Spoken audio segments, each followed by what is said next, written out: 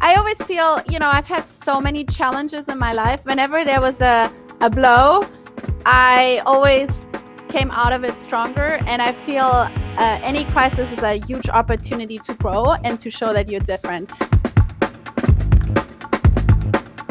I have Kathrin Rein with Keller Williams here with me. Hi, Kathrin. Thanks for joining me. Absolutely. Absolutely. Well, thanks, first of all, for having me. I'm really excited to be on the show.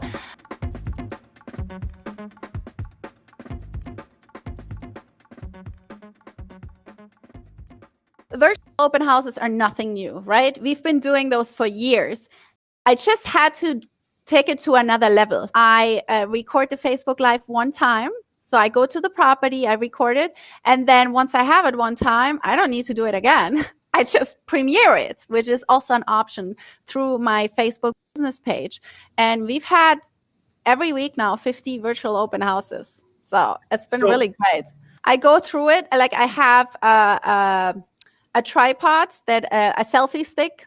It's a tripod and selfie stick in one. And with that, I walk through the house. I switch views because you can do that on Facebook Live. And I also have a little clip-on microphone.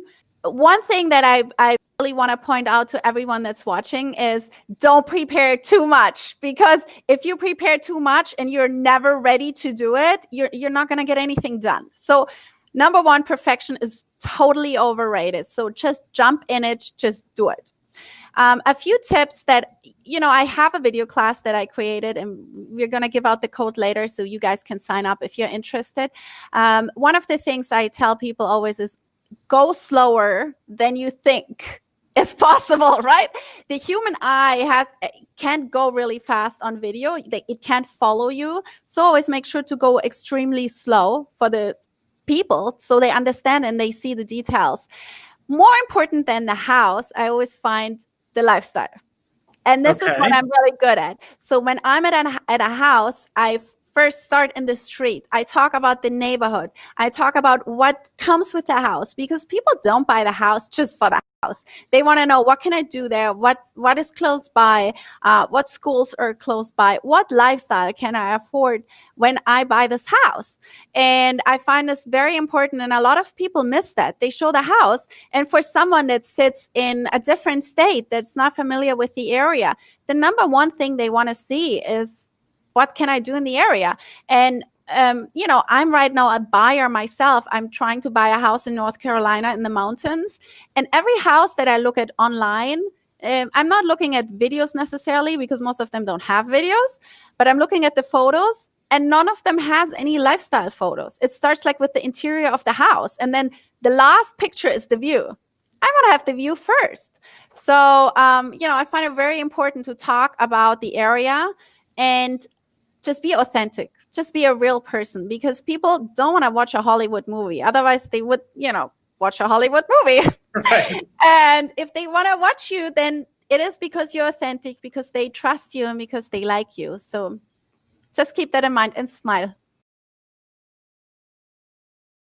I have a list of my VIP clients that I check off and call and text and be in touch with and invite to my events.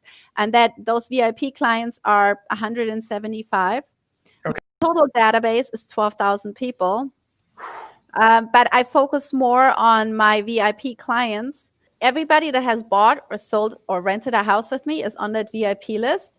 If they move out of town, I do stay in touch with some people that I know they will never come back to Miami, probably not all too long. Although I've kept some relationships, because I know they still have friends here in Miami, and they still sent me referrals afterwards, which was great.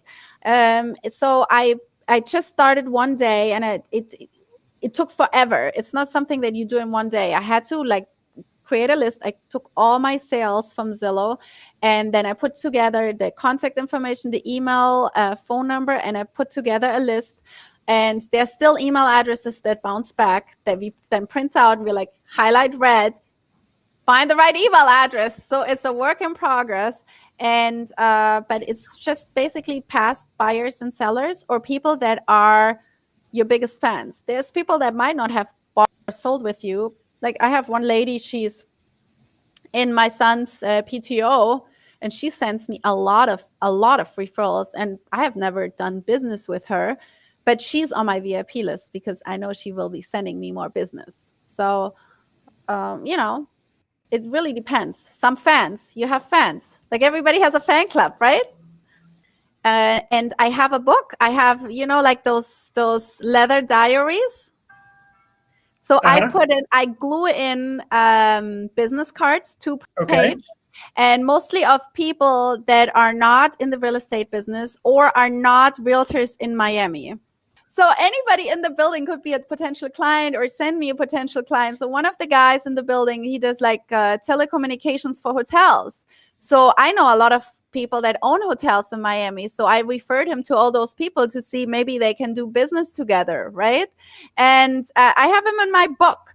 And every morning I look through that book. I know like people that own banks. Like I don't want to get into detail, but I know someone very well whose family owns a bank. So I send those people business, and I always see who can I provide value. They get my newsletter, but I've cut back on the newsletter. I used to send it like just sold, just listed. I don't do that anymore because the subscribe rate was huge. It was through the roof. So I only reach out to them when I have an open house or an item of value. Like right now we have those Disney shows. So I reached out to them about that. I have the next week again. So I'll reach out to them again. Then Father's Day is coming up. I reach out. Like I would say every 2 to 3 weeks. Every 2 to 3 weeks. Not in a way that it gets annoying, but still in a way where they feel obligated to work with me. So we always include some community events, what's going on this weekend. So, we have like Salsa Festival, we have a Mango Festival, whatever's going on, like 4 events that my virtual assistant picks that we can do. Right now during COVID, we put 10 things you can do virtually, or virtual tours of the Grand Canyon, of whatever is going on in the world, what you can do, right? There was Mother's Day events she picked. And then I put all of my properties, and I put the properties, the landing pages, and then I also put all the virtual tours going on that week. That's basically what I do. Then I put the latest podcast that I was on. Then I put like check your home value. Then everything I do is turquoise. I don't know if you've realized, like my hair is turquoise. The chairs in the background, all the accents, the rug. Everything is turquoise. So, and then my avatar here, let me show you my avatar. My avatar, I've been using that for 2 years. So my avatar is in all my marketing. So it's I also have a TV show, and that's also in the newsletter. It's a lot about my branding, my properties, but I also try to provide value for them. It's not always easy to provide that once a week because, I don't run a media company. I sell houses, but you need to entertain people or they unsubscribe. If you just send just sold, they unsubscribe. So I stopped doing that.